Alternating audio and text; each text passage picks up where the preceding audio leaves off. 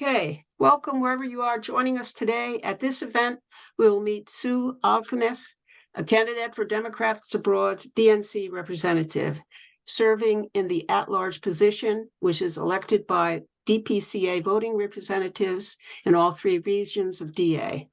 On September 9th, at the DA Global meeting, we will elect our DNC representative to fill the vacancy created by Martha McDevitt Pugh's election to DA International Chair. The electors for this position are the DPCA voting representatives in all three DA regions around the world. The term of the 2020 to 2024 DNC representatives runs until the end of the final session of the DNC convention in Chicago on August 22nd, 2024. And the person elected to this role will serve as an automatic delegate to that convention, also known as a superdelegate. Democrats Abroad elects 8 members every 4 years to represent DA to the Democrat National Committee.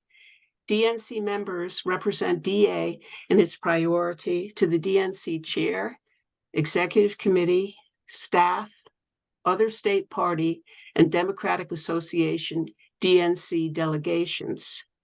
The 75 appointed at-large DNC members, dignitaries, and others attending 2 annual DNC meetings. Our DNC members represent DA and attend DNC committee, council, and caucus meetings. Under current DNC rules, they also serve as automatic delegates to the Democratic National Convention. Okay, so we're going to now talk about Sue Alksnis. And Sue was the lead founder and co-chair of the DA Global Progressive Caucus, also known as Pro-DA, where she currently serves as vice chair. Pro-DA brings together DA members and other Americans abroad to learn about and support policies aligning with the interests of everyday Americans, including transparency, fairness, accountability, and democratic principles in Democratic Party policies and practice. Sue is the clear choice in this election to best represent DA members globally. She is recognized as an effective and progressive leader. She's a strong communicator with an established network among DNC members. She's endorsed by an impressive array of leaders: Ken Sherman, former international chair and DNC member; Hope Bradbury, regional vice chair for the Americas and DA Mexico country chair; Kendra Borgen, one of DA's most active and respected leaders; Heather Stone, Israel Vice Chair and Medicare Portability Task Force Chair and former Global Deputy Counsel, and by others, which you can see on the campaign website. Sue is an accomplished professional fundraiser, volunteer manager, and community engagement specialist. And soon I'll post in or Caitlin, if you can post in the chat box the link to Sue's website. Thank you. Now let's hear from Sue about her vision for serving us as a DNC member. Then Sue will answer a number of questions from interested DA members, and then we'll take questions from the chat box from you all. Over to you, Sue. Thanks so much, Betsy. Thanks to everyone who's here today. I want to start by telling you about one of the DNC meetings that I attended, which was in Chicago, the summer of 2018. The main agenda item for that meeting was the party reforms that resulted from the Unity Reform Commission. That commission had included appointees from both the Clinton and Sanders camps, and they were trying to figure out how to change the party to better include the wide variety of voices in our big tent. So I attended that DNC meeting as part of a coalition of organizations that were pushing for the reforms to be passed. I stayed with some of the other collaborators at a nearby hostel. We had a picket one morning, and I was proud that I had written 2 of the slogans. One said, "Victory tomorrow requires courage today, vote reform." And another one said, "Party of the people or party of the elites." vote reform. I had many conversations trying to understand the views of DNC members and to persuade them to support the reforms. And one of the really most painful aspects of the debates and conversations came from Black Caucus members who felt that one of these reforms was going to disenfranchise the Black voters that they represented. They spoke really passionately against this reform. They were highlighting the centuries of work that it had taken to gain respect, finally, or to the extent that we have it for Black voices and Black votes. And I was torn. I could understand their point of view, and it really provided like a clear example of how, like, when there's overlapping goals, we really need to find compassion and figure out like a complex way of making decisions. So they were not every Black Caucus member, but a lot of them were really vehemently against any restriction that reduced the votes of the DNC members, so like the superdelegates at the convention. This reform ended up passing, of course, and afterward, I approached Donna Brazil, who I hadn't met before, but I introduced myself, and she had very actively opposed this reform, and of course, she has huge influence in the party. And I asked her how the factions would heal after that debate and the vote, and she simply said, "Oh, we'll be fine. We're family."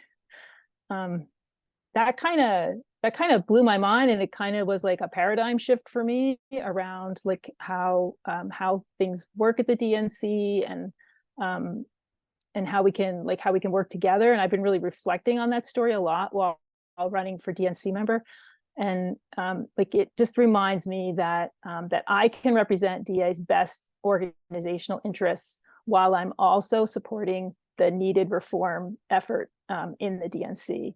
So my priorities as a DNC member are to use my networking and communication skills to raise awareness of DA's margin of victory in close elections. We already have a lot of awareness of that, but I think we can get the word out more. And of course, there's new DNC members and new party chairs being elected to continue to expand awareness of that. To strengthen and expand DA's partnerships with DNC leadership and staff. We already have a good, positive relationship. To expand our partnerships, to get out the vote with state parties and Democratic associations. So those are kind of the standard DNC member responsibilities in DA. But for me, it's important to also be that I will be collaborating with my expanding network of progress and reform-minded DNC members. And the purpose of that work is to strengthen the party. I feel, and many people feel, that we're going to have a stronger party when we decrease the influence of big money and influential people, corporations on the party, while the Democrats are actually delivering meaningful action for everyday people, and of course for our precious, irreplaceable planet. So while doing all this work, I intend to keep open lines of communication with DA volunteers and members. So I'll leave it at that for now. I'm looking forward to answering questions. I'm really grateful that you joined today and looking forward to hearing from you. Thanks. Thanks very much, Sue. Now we have some questions which were provided before this town hall, which Marty Delaney and I will ask Sue now. And after Sue answers these questions, we'll form a queue in the chat box, and we'll take your questions in order. If you please use * hand up in the chat box. Okay, so the first question is, the Biden-Harris administration has finished the job by 2024 as the goal of their second term. What does this mean for you, Sue? Well, that involves many of the policy positions that the administration put forward during their first term, which they weren't able to complete. And I'm hoping that we can also expand that vision to include some additional policies that will support more Americans who are working class and lower income Americans. So that includes like full agenda on the Build Back Better Act, full student loan relief, of course, reproductive rights for women and protecting LGBT community members. Voting rights is incredibly, incredibly important. And then I would say, you know, perhaps we can get more around things like reducing the privatization of the commons, like public education and things like that. There's probably a lot more I could say, but those are some things that come to mind in terms of the shared vision of finishing the job, and for progressives pushing the definition of what finishing the job means. That's great. That's great. This is Marnie, and we have another question that someone sent in, and it says, why is active participation in the DNC important to Democrats abroad? Besides asking them for money, I think they meant to say. All right. Well, yeah, we could put asking for money for sure is one of the things. Well, I mentioned in my remarks, I'll be really short on this answer. Like basically, like having partners for GOTV, getting out the vote. So, you know, Democrats Abroad is sending votes to every congressional district, and we're increasingly looking at state level elections and supporting municipal and local elections. There have been some events related to mayor's races. So because of that, we need the state parties and campaigns, you know, to work together with us to help us by providing like voter lists and collaborating and like putting on their website like where voters from abroad can go. So that's really important for our participation in the DNC. One reason we have 8 members of the DNC, each with a half vote, which is unique in the DNC, is that we need to do that kind of networking among the membership. So for only 4 people with full votes to achieve that kind of reach within the DNC to, you know, hundreds of members there would be challenging. So it's really good that we have 8 positions. And I think another thing we can add is the view from abroad. Like DA in general has very progressive members. Many of our leaders are very progressive. I don't claim to be the only person or anything like that, just who's progressive. It's just that because of my involvement with the Progressive Caucus, I'm kind of recognized that way. But all DA members, or virtually all, have experiences with living in countries with policies that are standard in those locations and are considered like extremely progressive or radical in the US. And so we can provide some education to people about that. Thanks. Thanks, Sue. The next question is, what would be your priorities as a DNC member? Well, in addition to what I said before in my opening remarks, I would say trying to ensure solid funding continues. I have a fundraising experience for several decades. I've written a lot of grant proposals and negotiated large gifts to charities. I have done a lot of fundraising in the political realm, although in the Progressive Caucus I did manage a couple of small generous matching gift campaigns for the Progressive Caucus. So that would be one area of work. And then promoting DA in general, all the things that I mentioned earlier, and then working on some of the reform efforts in the party. So some examples of that would be like trying to get that fossil fuel money ban established in the Democratic Party, and increasing democracy at the DNC. So there's like a lot of power is concentrated in committees that are largely appointed at the DNC, and often the people who are appointed those positions are also appointed to their DNC position in the first place. So they're appointed as a DNC member. There is a slate vote to sort of approve them as a group, but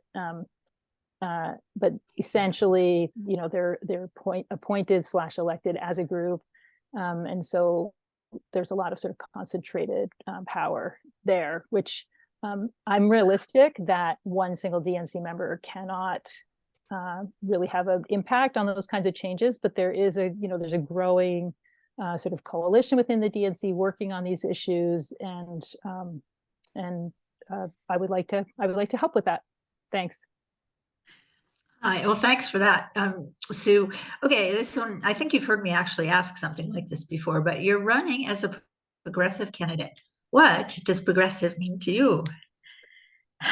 Yeah, well, I mean, basically, really, like, the bottom line for me is that it comes down to like aligning with everyday Americans and their issues and their interests, and the planet, of course, and then and not aligning with big money, with what does Liz Warren says, like the wealthy and well-connected, like so examples of that would be things like Medicare for all, which we enjoy, many of us enjoy similar kinds of programs in the countries where we live, a Green New Deal, and then of course to get to some of those policies and others that I could tick off, there needs to be reform of like how campaigns are financed, and how like at the state party level there are reform efforts that are underway in different states to do things like there's examples of like a state party with a large number of party members with voting rights who are lifetime members of the party. They don't get elected anymore. They can't be unelected. They're just there. They're always lifetime members. Or another state party where when the executive is elected for that state party, some people get 1 vote each and some people get like tens of votes, like 40, 50 votes each. So there's those kinds of reforms can lead, provide sort of a foundation for leading more towards the policies that I'm talking about. And so I think that's part of being progressive in my view. Thanks, Sue. Okay, if you were a DNC representative, do you believe DNC members should always vote in unison, or might they sometimes opt to vote their conscience as individuals?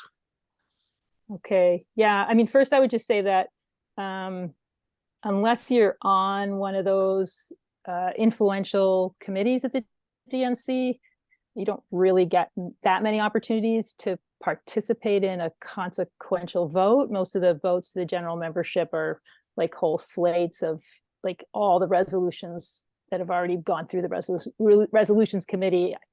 They get a vote altogether, up or yes or no. So there aren't a lot of opportunities to do that. But to answer the question, I would say that you can vote like for caucus leadership, and like there are those kinds of elections that happen. I would say that when the issue pertains, like has direct impact on Democrats abroad, then I can see an argument for voting as a delegation, and for the team to discuss that and agree, what's in the best interest of DA. But there will be other situations where people can vote their conscience, and I think that's good. And my story about that 2018 Chicago meeting, demonstrates that in that case, like a lot of people voted against what the chair wanted. The chair of the DNC wanted the reforms. People voted against it. Yeah, maybe there was some political cost to that, but new alliances form at the DNC. It's something else I've learned, that people who are like diametrically opposed on the policies and on the issues are like dear friends dating back decades, and love each other intensely, even though they disagree vehemently on what we're talking about today. Thanks. Well, thank you, Sue. That was a hard one. What are some of the other ways that DAs, DNC reps, the caucuses, the state teams, and other people, our groups can engage with the DNC besides attending if we weren't, don't go to the meeting. Right. Okay. I'm going to try to keep my answers really, really short. So they can watch the live streams of the meetings. We actually share those on the Progressive Caucus website. Some DA caucuses are already connecting with DNC caucuses, but I think there could be more of that. Like there's a disability council. There was poverty council that started a few years ago that I have to check and see if that's still active. Like that could be connected to the Progressive Caucus. The state teams could, obviously there's delegations from different states. So I think they could connect around getting guest speakers or trying to get the notice of DAs programs and the link to vote from abroad on those state party websites. And I think what might be really important is to sort of look again at how we connect with the associations that have representatives to the DNC. So there's many, many Democratic associations, Democratic women, municipal elected officials, the Democratic Governors Association. So maybe there's more opportunities to expand our interactions with them. I'll need to find out what the current delegation has been doing along those lines. Thanks. Sue, the next question is, should we push for DNC meetings to be available online to all DA members? Well, first I'll say that for DNC members, absolutely all DNC meetings should be available online, and DNC members should be allowed to vote online. I think it's really important for accessibility. The DNC charter says that that the Democratic Party in all its affairs wants to encourage participation by all people, and it lists, the sort of range of diversity that they want to attract, including things like, people with disabilities or people with, lower income. So, of course, it should be possible to have hybrid meetings where the DNC members come together and other DNC members, for whatever reasons, are attending virtually. So I think that's really critical. There are some sessions at the DNC that are actually not open to anyone who's not a DNC member. So I can understand that, like when they're talking about the budget or things like that might be closed to DA. The question was about DA members, so that might be closed to DA members, but DNC members who can't attend in person should be able to hear those sessions as well. At one meeting I was at, I realized that like a really big keynote speaker was in this closed session, which I thought was really a shame to combine that with whatever sensitive material they were discussing. And I actually told the chair of the Rules and Bylaws Committee, Jim Roosevelt, that I thought it would be really great if they could separate those things out and have the speaker portion be available to others. So hopefully if I go to the next meeting, that might be a change that we'll see. Who knows? Great. I'm next. And so you're next. Okay. Go. Oh, Marnie, you're next. I'm next. Okay, good. I'm sorry. Question 8. That's okay. Oh yeah, no, I got it. What would you do as a DNC, as a DNC member to help keep DA members informed about DNC operations, and how would you seek their input? Seek and assess their input. Thanks, Marnie and Betsy, for getting us through that one. I appreciate it. Well, I've actually started a mailing list on my campaign website, so I plan to continue that and be able to communicate with people after each meeting for sure, and ideally before meetings. But I will say the agendas come out pretty close to the meetings from what I've seen. So some of that pre-meeting communication might be a little bit challenging. For sure, I'd be happy to provide updates at Progressive Caucus events, and I'd like to collaborate with our DNC delegation on the the current town hall's approach, having town hall meetings before and after meetings. I think those are a good idea. Okay. Next question. Why do you think you will be the best choice for DNC representative, Sue?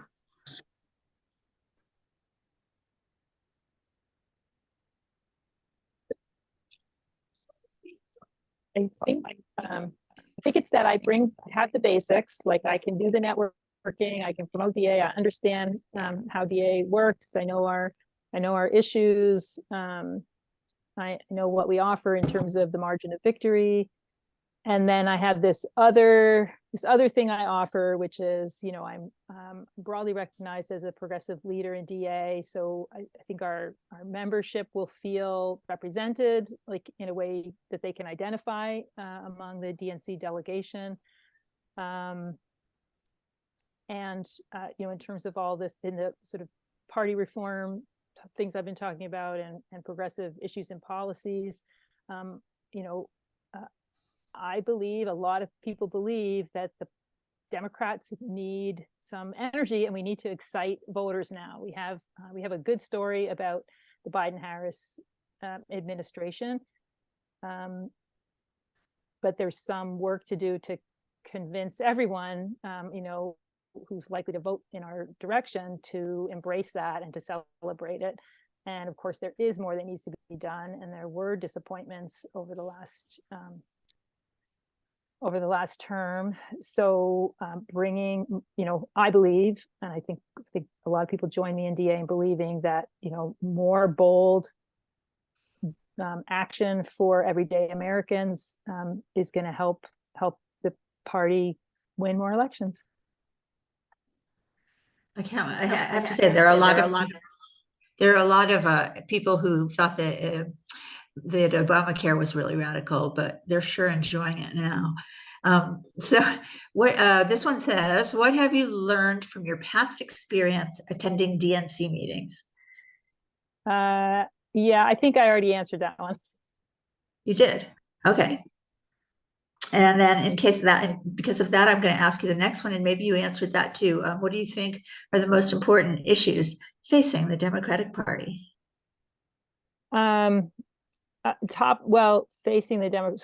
So I guess I'm going to answer this not in terms of like facing like the existence of the Democratic Party, but like that the Democratic Party has to confront. So like, what are the most important issues that the Democratic Party has to take action on? So I guess climate and democracy for me are kind of like co-equal at the top of the list. And the, with in particular, like the threats to democracy that are just so blatant and immediate right now. That includes, the attacks on voting rights, and also some of the things I talked about big money influencing the Democrats, but more importantly, like fending off the fascist tendencies in the GOP and this anti-democratic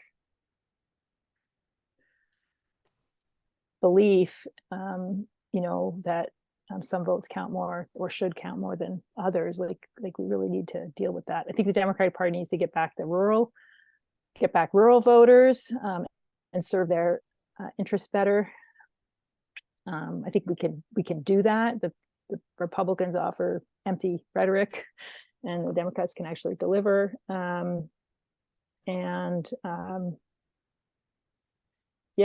That's it. Just make a meaningful difference for folks, and climate, of course. Sorry, a little bit of a rambling answer. I said I'd be fast, but that was good.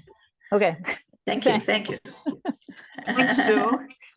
So we're going to move on now to questions, Sue. So you got more questions to answer from the Google Forms that participants filled in, and then also we'll go on to the chat box. So we have 6 questions here from 6 participants. The first one is from Christian Gross, and he asks, what do you think is the best way for the Democratic Party to proceed in addressing the climate emergency that we as a nation and globe find ourselves in? Oh boy. Well, I mean, I said before, like, I support the Green New Deal. So that's aspirational. I don't think we're going to see that happening in the next cycle, most likely. So I would say that we need to, anything that gets us shifted off fossil fuels as quickly as possible is really key.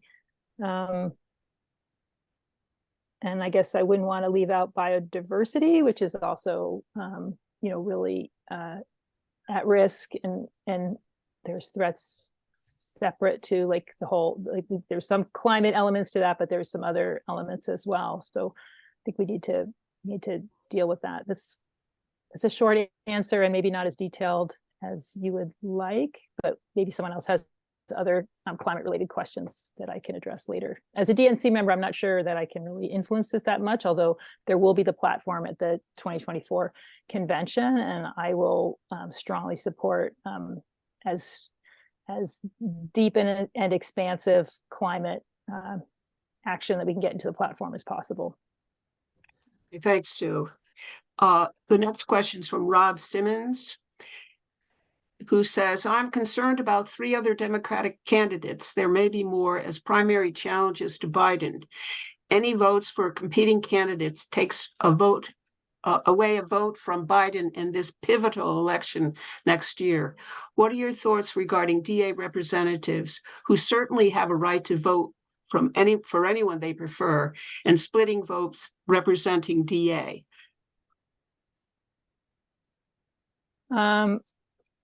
Yeah, I'm not sure if Rob's talking about so people voting in the primaries. In the primary, I think people should vote, strategically and their conscience. I don't think we want to see. I think we want to see strong support for Biden, but at the same, to put us in a strong position in the general election. But my sense is that there isn't much momentum to any of those other campaigns. So I think people should vote as they feel in the primary. In terms of in the general election, my feeling is we need to unite and support Biden and do what we can to push his platform, as much in the direction of what's best for everyday people and the planet as possible. Thanks, Sue. The next question from Betsy Kelly. As a progressive, I'm disappointed with the Democratic Party and have been tempted to return to being an independent. Why should I stay a Democrat?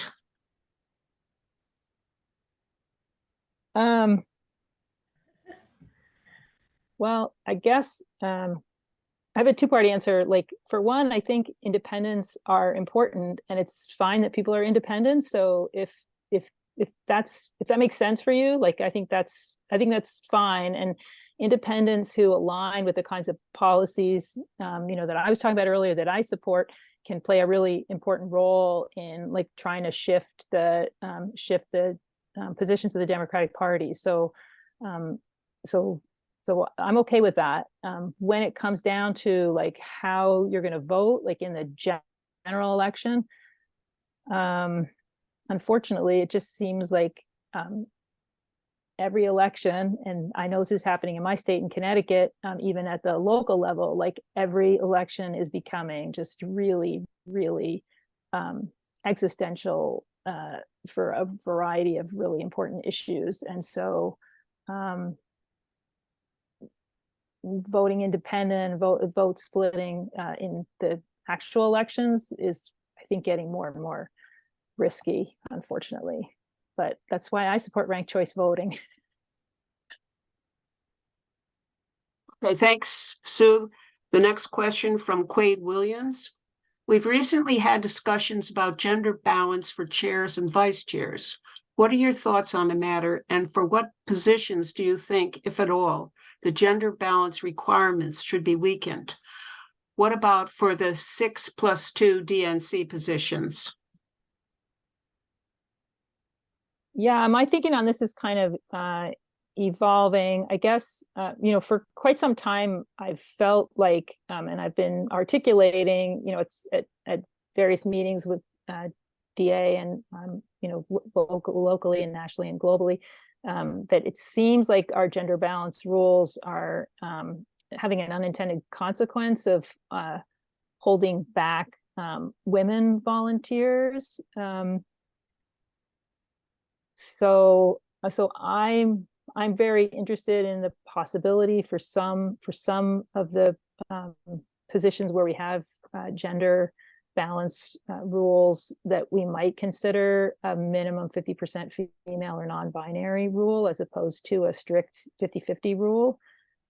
And I think in terms of at the DNC level and for our DPCA voting rep positions, which are kind of directly impacted by the DNC charter, like all the DNC charter says that state party committees, which is what the DPCA is, they have to have gender balance, and they can only have a difference of ones for each component. So that's how we apply it to our country committees, that we can only have a difference of one.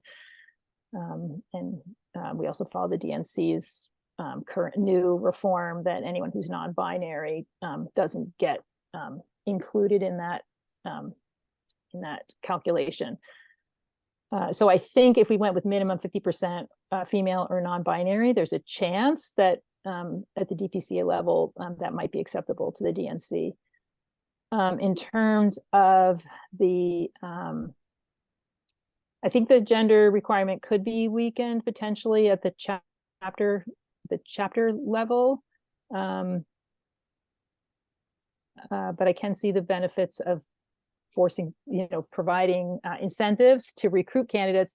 The only thing is we don't provide any incentives for recruiting based on other forms of diversity. So I would like to see more encouragement of that each NEC would have like targets or aspirations similar to how we do when we're selecting our delegates, so that there's some consideration about attracting volunteers who maybe aren't well represented, or from groups that aren't well represented already. I think my answer applies to what I would say about the DNC delegation, that for DA, I think I'd like to see a minimum 50% female, as long as opening that up for consideration doesn't endanger having positions sort of set aside for women. Because I think in other state parties and in the DNC in general, if the gender rule was eliminated, that would be bad for representation by women. Thanks. Great, thanks, Sue. This question comes from Bruce Murray. What can DNC members do to encourage DNC party modernization, and why does it matter? DNC members can join the party modernization group that's led by Larry Cohen and others in the DNC. They can participate in supporting those kinds of the kinds of reforms when they come forward. They can certainly play a role in the platform process of the DNC and supporting more progressive platform positions. Why does modernizing the party matter?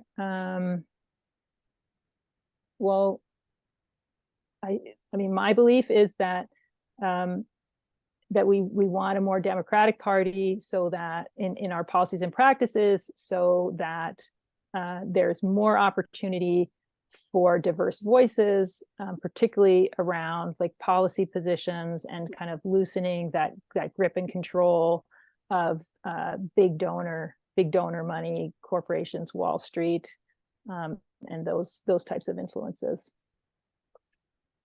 Great. Thanks, Sue. Next question from Antar Keith. Considering the persistent attacks from the right on Black education, history, and voting rights and lives, how would you help advance the cause of reparative justice legislation as a means to end this assault?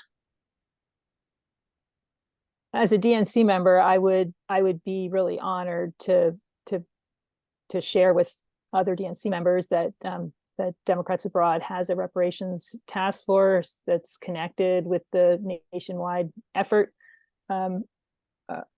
seeking reparations, and you know, I would certainly do whatever I could to support increased connections and networking possibilities for our team, and wherever there were opportunities to further support efforts to, you know, to work in these areas, I would certainly pursue them and welcome them. Not sure exactly what that would look like at the DNC level as a DNC member, but certainly in terms of DA's programming and making those kinds of connections, I'd be eager to do that. Okay, thanks very much, Sue. Now we're going to turn over to the chat box, and there's a queue there. Thank you very much, Beth, for keeping the queue. It looks like Katie Solon has a question for you. Katie? Hi, Katie. Hi, Sue. Hi, everybody.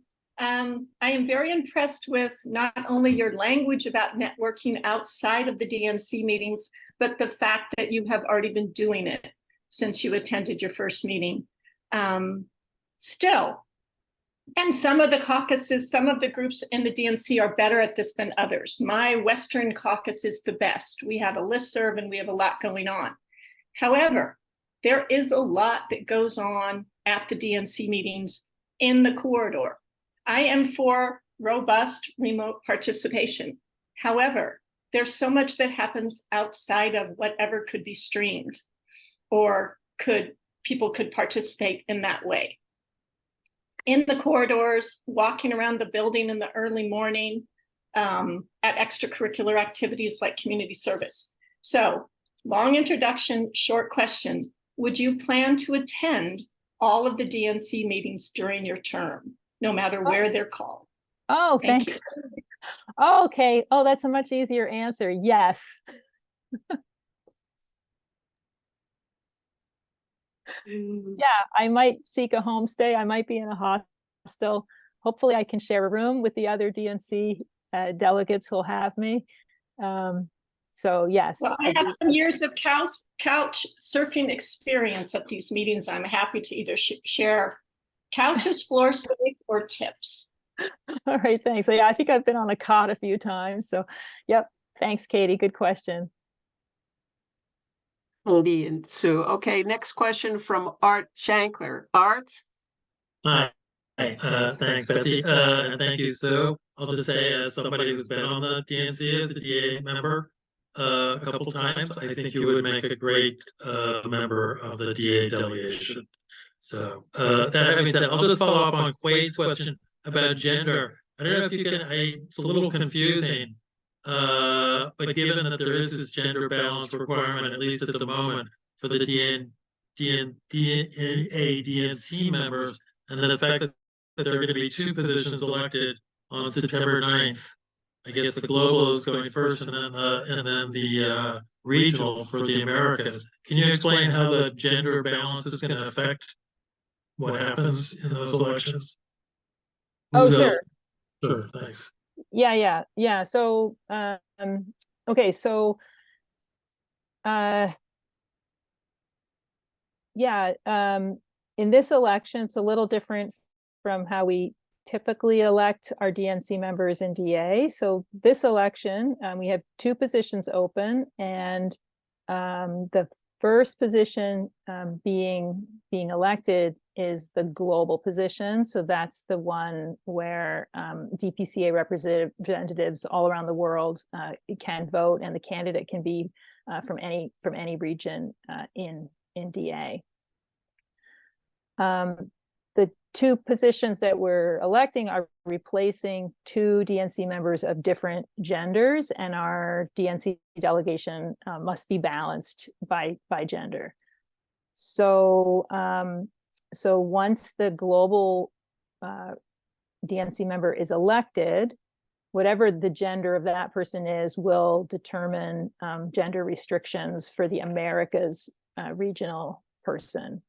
So, so for instance, if a female's elected at the global level, then the Americas regional representative has to be either male or non-binary. So I hope that answers the question appropriately. If anyone feels like that hasn't really been clear, I'm happy to say more. Thanks, Sue. Next questions from Beth and then Marnie. And possibly Caitlin. Thank you for hosting this town hall for people to hear from you. And my question is, as someone who is not directly impacted by what I'm about to ask, how will you specifically work to raise the voices of the Americas and Asia Pacific members of Democrats Abroad running as a global DNC representative? Oh, thank you, Beth. I'm so glad you asked that question, because that's something I really would love to speak to. Yeah, I think it's really important to be inclusive around our geographical diversity, and I believe that things like the DNC town halls might need to happen, you know, in two different sections, like one that's accessible for Americas and one for Asia Pacific, because it's very hard to find a time that works in every time zone. And as you know, from the time when you were organizing global XCOM meetings, and there was a rotating schedule of meetings, which provided some measure of better accessibility for members of the XCOM, but also for members who wanted to observe those meetings. So that would be one thing that I would address. And then I think I would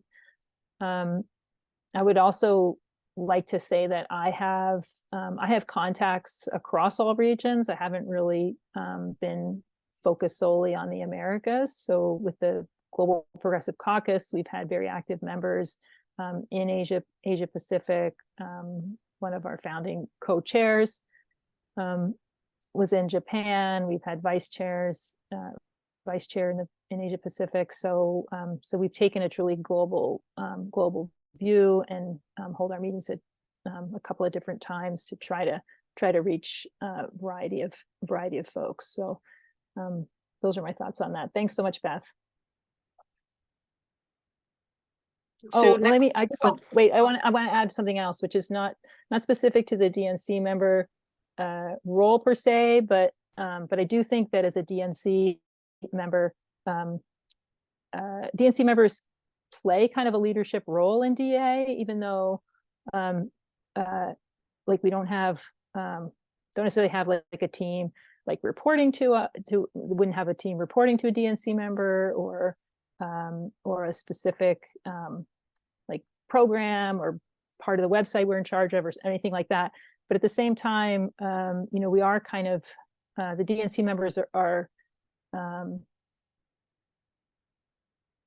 like influential voices, and so anytime that there is an opportunity to speak up around this diversity of regions and regional representation, I would want to hear from people about those issues, and I would have an open door to listen and to speak up and to take action, you know, when there's a need for that. I know there have been some issues recently where there's been concern about regional interests perhaps not getting the attention that they need, and so I would welcome an opportunity to be a voice for that in the future. Thanks.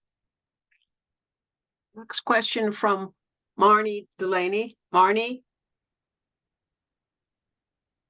you're muted, Marnie. Oh, you have to unmute. I know. Unmute yourself. That's going to be my T-shirt. So I'm going to read Caitlin off before I say anything. Caitlin put something cool in here. She said, maybe our DNC members should have a part of the website they update before and after meetings. Not that anyone needs more work, but I think that's a great idea. So there you go. That's not my question now. My question is that the question is that I think we all have in all the caucuses and the task forces and the state teams and other places, a lot of people in DA have issues that have driven them in to work for the party because they want to work for candidates because they want the candidates for work for them, you know, a little circle of life. And so what are the roles and how would you kind of take advantage of those roles between like if somebody has maybe an issue or more specifically a piece of legislation that's tricky, how, you know, and how do we go to the DNC and how do we go to legislators? Is there a way to leverage relationships within the DNC to bring pressure on legislators? I don't know if that makes sense as a sentence, but Well, I'll say some things that may or may not answer your there you go. That's how I like to communicate. I'll try. You can let me know how it goes. The first thing I think I would say is that the DNC, it's stated its most its primary purpose, it's stated, and functional purpose, the intentional functional purpose is managing the selection of the nominees for president and vice president. Like that's like really like its focus. Of course it has other ways in which it influences politics. So there's all kinds of like, you know, hard and soft power kind of mixed up in there, but in terms of its actual function, it's really kind of tangential to like issues and legislation and those kinds of things. So it can pass resolutions that would support an issue or something, and it manages that platform process. But as we know, and you know, sometimes we can be frustrated by the platform for the party doesn't necessarily connect directly with the work that then our elected officials do, right? There's no kind of requirement that they act on that. So I'll just sort of provide that for context and set that aside. And then I would say that for sure, there's many people who have influence and have connections and can help with legislation who will be at DNC meetings. So there will be opportunities for us, for the DNC delegation to, in a measured way, you know, figure out like what issues, you know, that we're tasked to promote, and you know, where DA has task forces or committees actively working. Certainly issues under the taxation task forces that purview, you know, are things that we would want to bring to the attention of legislators, you know, when we get the opportunity. And there's other examples like the Medicare Portability Task Force, reparative justice work, Equal Rights Amendment, those sorts of things. So where DA, you know, has an active task force. Does that answer your question? Did I miss something? Yeah, I guess there are also some politicians that show up at those DNC meetings too. Oh yeah. So that would be another avenue, I guess. Yeah, they come they come as guest speakers. There's all kinds of interesting speakers. And, yeah. Okay, Cool. Sue, Thank you. No, that does. thanks, Sue. We only have 4 more minutes. I just wanted to know if you want to give your final remarks now. Oh my gosh. Oh, can we just go like 2 minutes over?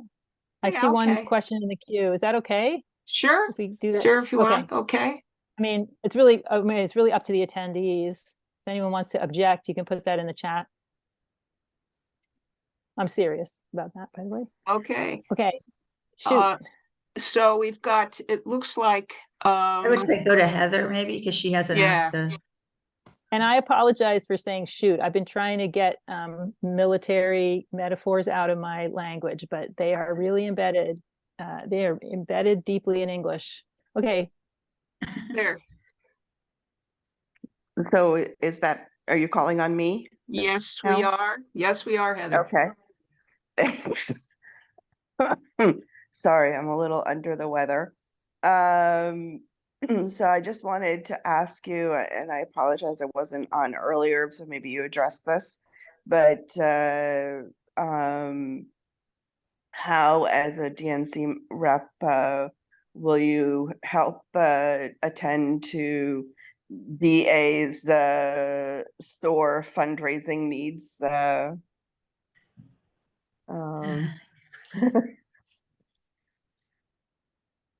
Which are Yeah, acute. thanks, Heather. Oh, sorry, Heather, did you have more? No, just I put myself on mute. Thanks. Okay.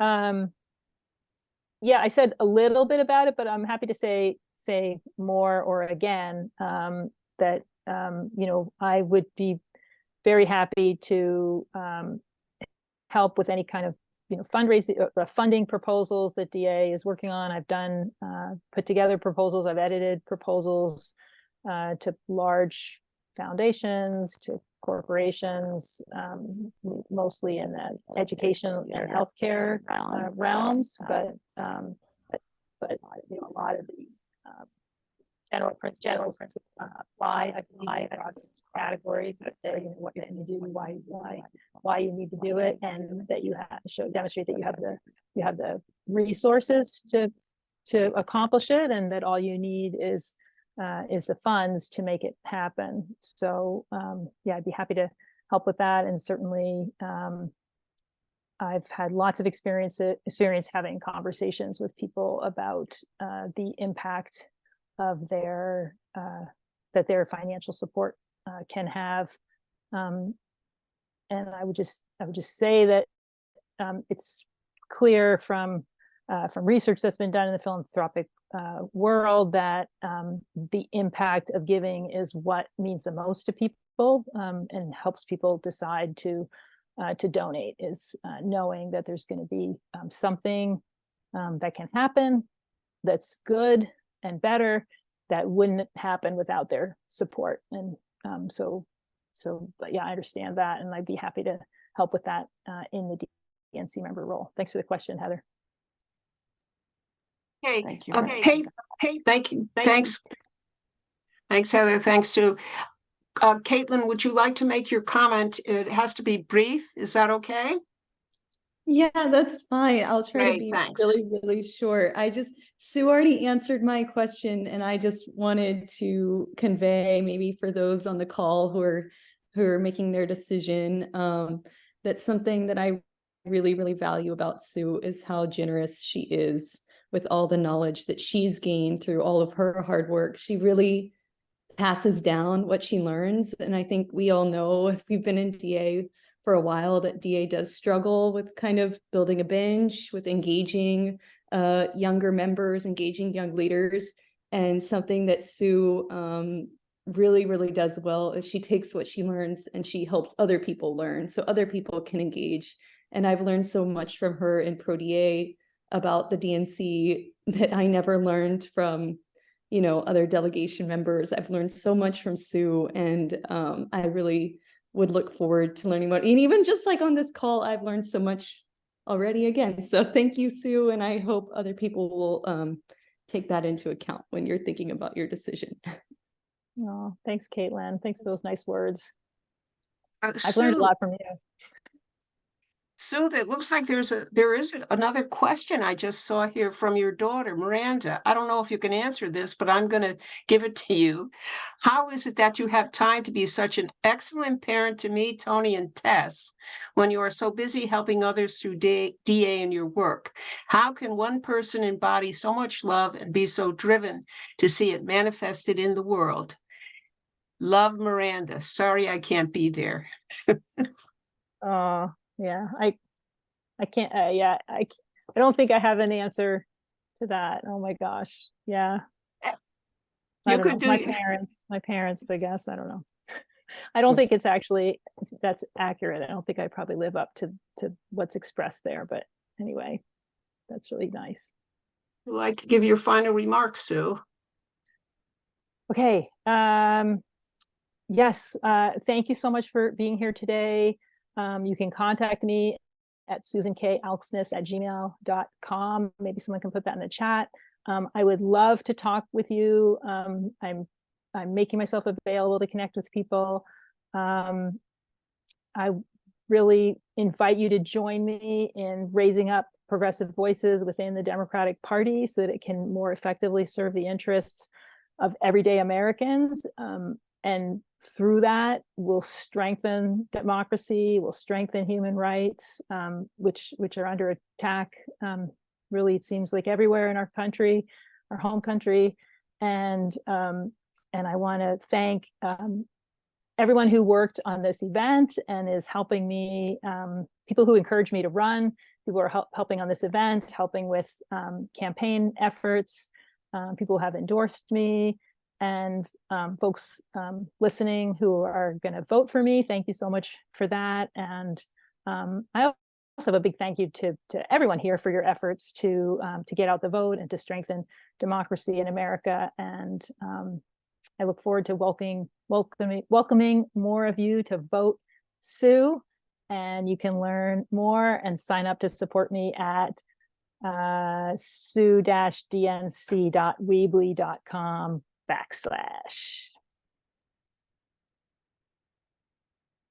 That's it from me. And Sue, and just a few more words. Thanks to everybody for attending this town hall for Sue and for asking questions. I think it's been a great town hall, and we hope you now have an idea of how Sue would be as a DNC representative for Democrats abroad. Sue's going to have another town hall coming up on Saturday, September 2nd. And I'm going to ask someone to put the link, please, for the forms in the chat box, just in case you're free on Saturday.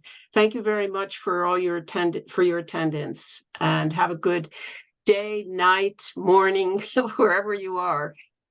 Betsy, Thanks I have my hand up. Hand up. Oh yeah, go on. Yes. One last thing. I really want to encourage folks to contact your other other contacts who are DPCA voting reps, and let them know about this town hall. Share what you thought about it, what you think of me as a candidate.